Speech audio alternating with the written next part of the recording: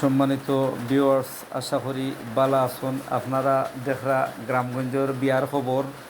আর বিয়ার খবরটা হইল কি, মৌলভীবাজার জেলা বড়লেখা থানা দাসের বাজার ইউনিয়নের সুরিখান্দি বাদরঙ্গল গ্রামের নাজিমুদ্দিনের ছেলে জাকির হোসেন, উনি বিবাহ এর জন্য গোলাপগঞ্জ থানা বাদেশ্বর ইউনিয়নের কেটকুনা গ্রামে বৃষ্টির মধ্যে কাদা রাস্তার মধ্যে হেঁটে পাত্রীর বাড়িতে যাচ্ছেন। পাত্রীর বাড়ির বরযাত্রীর খাওয়ার টেবিলের দৃশ্যটা খুবই সুন্দর। আর পাত্র মেঘ বৃষ্টির মধ্যে হেঁটে হেঁটে বাড়িতে অবস্থান নিয়েছেন।